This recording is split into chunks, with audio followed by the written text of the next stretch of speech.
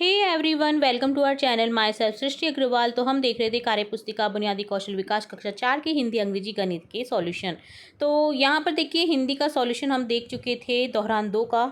अब देखेंगे आकलन 1 का सॉल्यूशन इस वीडियो के तहत। तो अगर आपने पिछले वीडियोज़ नहीं देखे हैं तो हमारे चैनल की प्लेलिस्ट से चेकआउट कर सकते हैं। यहाँ पर स्टार्ट करने जा रहे हैं आकलन 1। प्रश्न संख्या 1 है, दिए गए वर्ण व मात्रा से बनने वाले शब्द लिखिए। वर्ण दे रखे हैं, मात्रा दे रखी है, आपको शब्द बनाने हैं। जैसे ट ओ की मात्रा से क्या बना, टोपी। इसी तरह से एक और शब्द क्या बन जाएगा, ट ओ टोकरी। भ औ भौजी, भ औ भौजाई। ज ए जेब, ज ए पायजेब। ध उ वधु, ध उ मधु। धूल भी लिख सकते हैं आप, धूल धूप, है ना। तो यहाँ पर ये ध्यान रखिएगा कि आप स्टार्ट करने वाले शब्द भी लिख सकते हैं। यहाँ पर रई, रसना, मरियम, रिक्शा।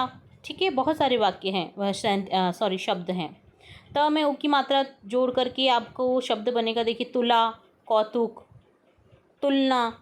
ठीक है, इसी तरह से प में ई की मात्रा लग करके पीना, पीतल। न में अंग की मात्रा लग गई तो नंदन, नंदा। चित्रों का नाम लिखिए। घंटी, फव्वारा और छठ कौन है ये पढ़ करके देखिए। यहाँ पर एक और पैराग्राफ दे रखा है आपको। लवकुश में क्षत्रिय के सभी गुण विद्यमान थे क्योंकि चूंकि राजा राम के पुत्र थे। छोटी सी अवस्था में वे शस्त्र चलाना सीख गए थे। बाण चलाने में तो वे बहुत ही निपुण थे। उनका निशाना अचूक था। वे बड़े वीर साहसी थे। गुरु वाल्मीकि उन्हें नित्य रामायण की कथा सुनाया करते थे।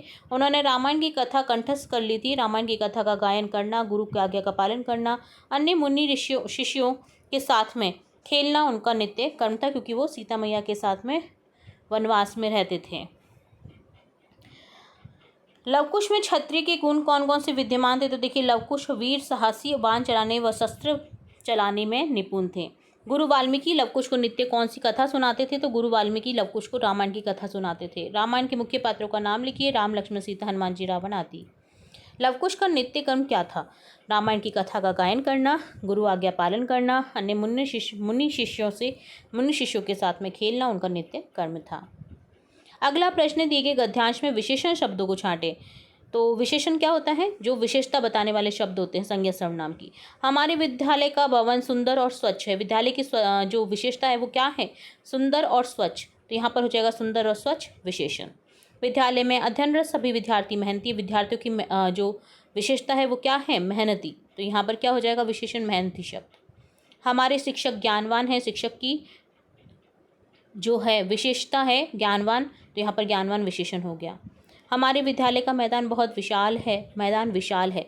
मैदान की विशेषता है कि वो विशाल है। विशेषण क्या हो गया? विशाल। मैदान के चारों ओर हरे भरे वृक्ष लगे हुए हैं। तो देखिए हरे भरे वृक्ष की विशेषता क्या हो गई? वृक्ष की हरे भरे। वृक्ष कैसे हैं? हरे भरे। तो हरे भरे वृक्ष यहाँ पर क्या है? विशेषण। विशेषण आप हरे भरे भी लिख सकते हैं। नीचे दिए गए शब्दों का समान अर्थ वाले शब्दों से मिलान करना है। तो पृथ्वी का एक समानार्थी शब्द है धरती, बादल का जलद, जल को देने वाला, हवा पवन, सुत बेटा, चंद्रमा शशि। हमने काफ़ी सारे पर्यायवाची शब्द भी एक मॉडल के तहत देखे थे। अगर आपने नहीं वीडियो देखा है तो आप लेटेस्ट अपडेट वीडियो में देख सकते हैं। चैनल की प्लेलिस्ट से चेकआउट कर सकते हैं। हिंदी व्याकरण। दिए गए चित्र पर 4 वाक्य लिखने हैं। यहाँ पर देखिए रोड क्रॉसिंग कर रहे हैं बच्चे, जेब्रा क्रॉसिंग कर रही है और रोड लाइट दिख रही है जिसमें 3 लाइटें दिखाई दे रही हैं, लाल, पीली और हरी। ये सड़क का चित्र है। 3 बच्चे सड़क पार कर रहे हैं। बच्चे जेब्रा क्रॉसिंग से सड़क पार कर रहे हैं। सड़क पर ट्रैफिक लाइट लगी हुई है। तीनों के अलग अलग सिग्नल होते हैं। येलो मीन्स रुकना, हरा मीन्स चलना, लाल मीन्स रुकना और येलो मीन्स मतलब चलने के लिए रेडी होना। ठीक है, तो इस तरह से डन होता है आकलन 1 का सॉल्यूशन। होप सो आपको पूरा आकलन समझ में आ गया होगा। आगे के वर्कशीट के सॉल्यूशन भी हम जल्द ही देखेंगे, तो जुड़े रहना है आपको इसी तरह हमारे चैनल के साथ।